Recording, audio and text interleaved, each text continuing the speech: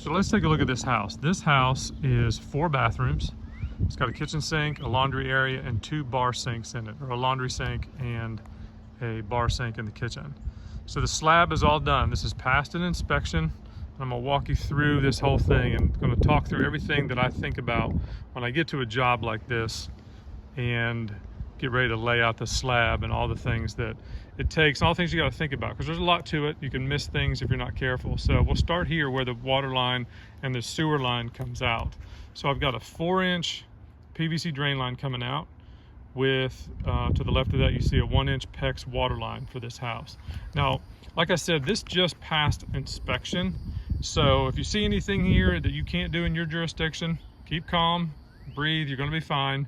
I just passed an inspection, so this is the way that I can do it here. If you can't do it this way, don't worry about it. Just obviously look at your code, but this is, I wanted to walk you through the things that I think about again. So things that I have to do here that might not be everywhere. When I come through a footing like this right here on this slab, I have to sleeve the lines when it goes and passes through a footing, and I have to put some kind of sealant in that annular space around those sleeves. So you can see there, I've got the 4-inch sleeved with a 6-inch PVC line, and I put that caulking in there. Actually, it's what I use as fire stop. It goes through to caulk those things shut on both sides. One thing I do consider doing is, you see how much PEX line I have here. I made that long because back here, you're gonna see this string line right here. There's gonna be a concrete porch right to there. And I don't wanna put a joint in that PEX line until I get outside of this. So I made that long for that. So that's something you might want to think about as well. So first thing, again, you want to do always is make sure that wherever you come out of this, you're going to have enough fall to get to your city clean out. The guys from the city were actually just here this afternoon and officially put a clean out in for me, but there was a pipe here that I was able to measure off of. So right down there, you can see there's a 4-inch cap on a piece of 4-inch coming horizontally this way. That is going to be my tap. So when I get here, the first thing I do is I measure that. I get a good idea of how deep that is compared to what the height is of the form boards of those slabs or of the slab. So I know how much exact fall I've got to have when I'm going into the slab.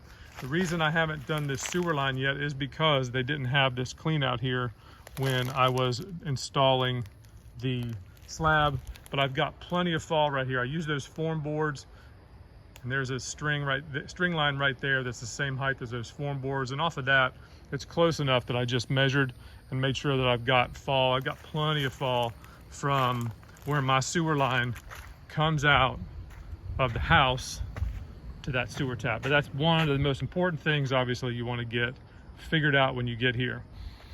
So let's walk back here. I've got the 4-inch coming in. Right there, I've got a 4x3 combination. And so I've got 3-inch coming down this way to where I've got it split, another 3-inch combination, and it goes up to these 2 3-inch stacks right there. So off these 3-inch stacks, once this is framed up, we'll do a video of the rough end, but there's a bathroom going right up here for this stack. And on this stack here, there's a bathroom up here, right around in here. And also in the back wall of that bathroom is where I'm going to bring a stack down from the top floor, and that's all going to go into that 3-inch line right there. So there's 4 toilets in this house. So where I'm at on code, you can only have 3 toilets on a 3-inch line. So there's going to be 2 toilets here, there's going to be 1 toilet here, and the 4th toilet is in this ground floor bathroom right here. So let's go over and walk through this. So this is 4-inch. Like I said, we can only have 3 toilets on the 3-inch line. So that 3-inch line coming from those 2 stacks right down to here, it's gonna have 3 toilets on it. Let me get into the 4-inch here. So we come out of the top of that 4x3 combination, turn into a 4-inch sweep that comes across here. I've got a 4x2 combination that goes over to a sink that's going to be on the exterior of the house.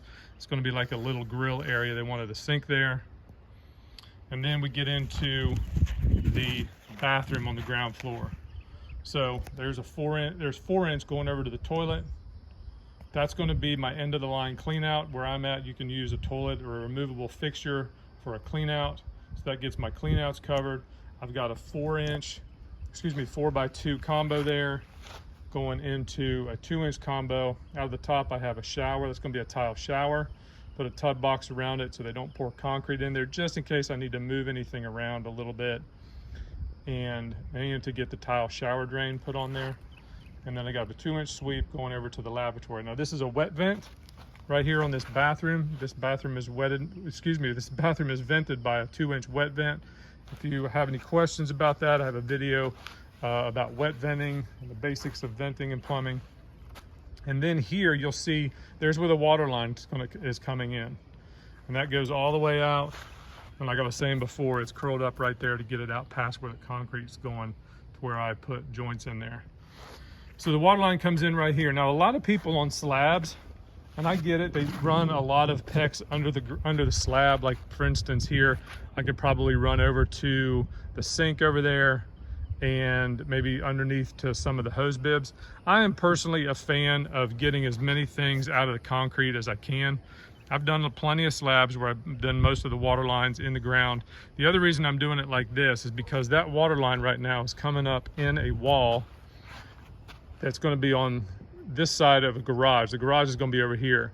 And I'm going to put a filtration system in here and a water softener in here. So that coming up here gives me room in this area here to get all of that equipment in and then go back up into the house.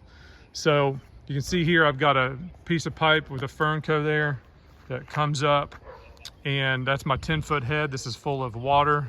Like I said, it just passed the inspection. And so that's the water line and the drain line coming in, the drain lines for that bathroom.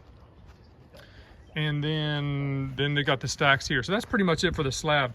Other things to think about is when your pipes are coming out into the footings like this, these are turn down footings, always make sure and wrap them, at least I always do, wrap them in plastic to keep the PVC not touching the concrete.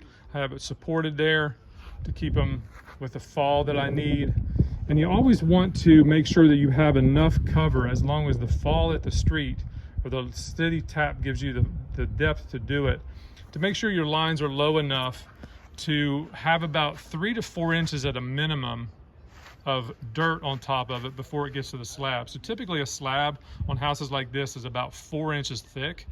I like to measure down about 8 inches, 7 to 8 inches from the top of that form board right there to come down before I start a horizontal run of a pipe.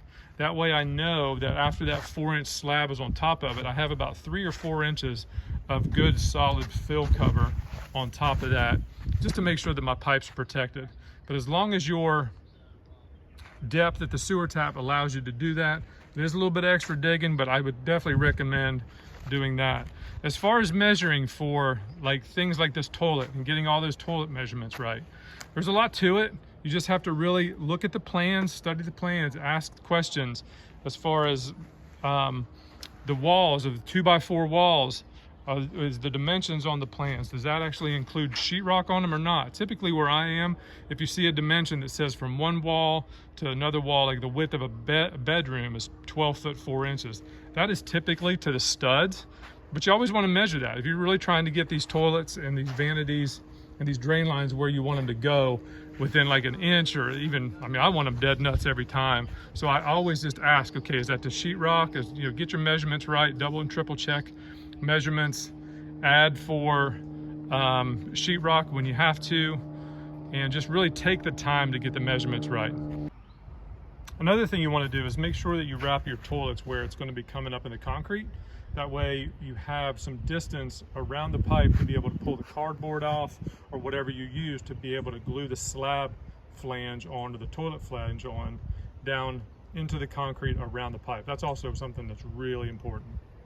So this is the first video I'm going to make as far as this house goes. We're going to walk through this whole house together and just show you everything as far as the rough end goes. We're going to pour this slab, we'll rough in this bathroom, we'll get those stacks roughed in, we'll run the water line, and we're going to do this walk through this job all the way through until we're setting the fixtures and getting out of here.